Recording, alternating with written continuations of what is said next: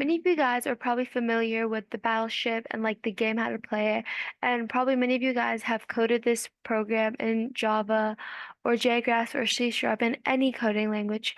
But today I'm going to be showing you how I coded Battleship in Java. So these were my directions. I had an 8x8 playing field, and like this is how it was supposed to look like.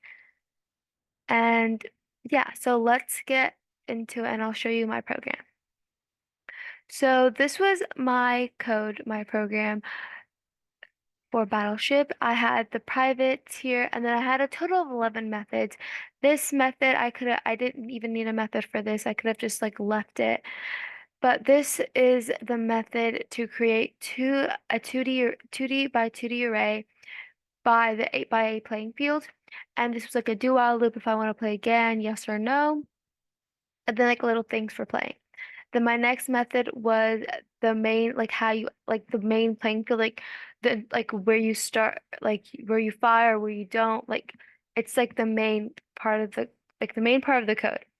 So it has by rows and column because Battleship, you need the rows and column where you want to fire exactly. Then, so I have this right here. So like the bound, like the bounds for the rows is 1 to 8, and you cannot go out of bounds. And same thing for column. And I error check that like throughout my code, so I'll show it to you in like one of my methods. And then I had like, oh, if it's an invalid input, please enter integers. So like I error checked and everything. And then I said if this is a valid, like a valid move or not, because like if the row is like higher, then it has to be between 1 and 8, you know? So like it can't be like 9 or like -1. And then like every time I like let's say I fire at row 2, column 2, and I decide to fire there again, even though I missed the first. So that will not be counted against you. So right here, it would say you have already fired here, and then you have a blank amount of torpedoes remaining. So where do you want to fire next? So, because like it's not gonna, if you already fired at a place before and you try and you like forget and you fire there exactly again, that will not be used against you in the number of tries you have left. And this is like, oh, you hit it.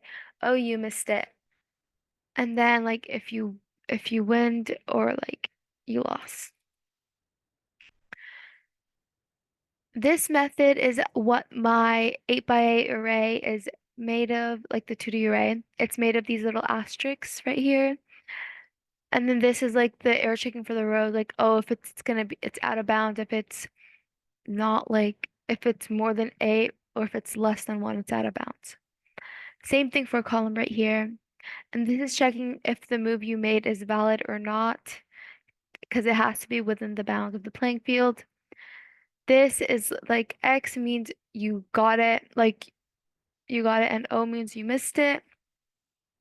And like let's say after the game, like after you either lost or you won.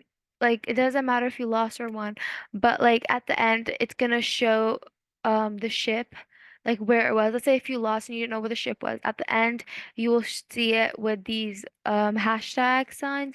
And even if you won and you got it all, the ship will be shown with the hashtag signs.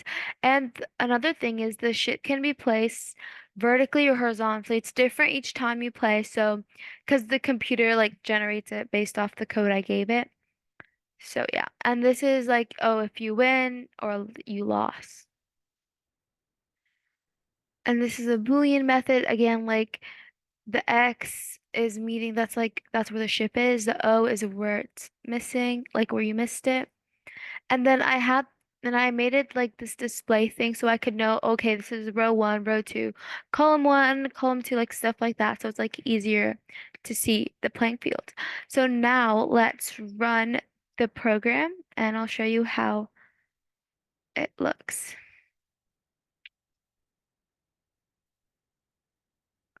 Okay, so this is the playing field, the 8x8 2D array. So I have 15 tries. So let me fire row 2, column 2. I missed, because it says right here, I missed. So let me try 5, 6. Okay, I got the 4, 5. So let me do 4, 4 if it's if it's horizontal. It's not, so let me do the other side. 4, 6. Okay, it's definitely vertical, so let me do 5, 5. Okay, let me do 3, 5. And then 2, 5. And then 1, 5. That says game over, you win. And then, yeah, and this is where the ship is with the hashtag signs. And do you want to play again? I'll just say no right now. But that was the game if you won. So now I'm going to run it again and I'm going to show you how it looks like if you lose. Okay, so let me fire. I'm just going to try to miss. But let me do row 9. It's say out of bounds, so it checks. And then I'll do row 2, and then let me do like 22 for column, and it says out of bounds, so like I have to enter a different column. I'll do 2. And then I already did 2, 2, so row 2, column 2. So I'm gonna do that again, and it says you've already fired here. I still have 11 torpedoes left, so 11 tries left. What I want to fire next, so it's error checking for all that. Now let me just do random numbers.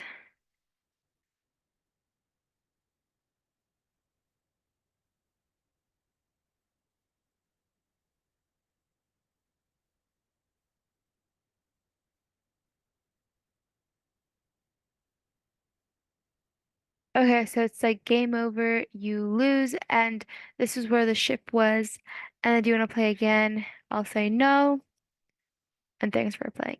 So hopefully you guys enjoyed my program, like enjoyed this video and kind of understood the Battleship program.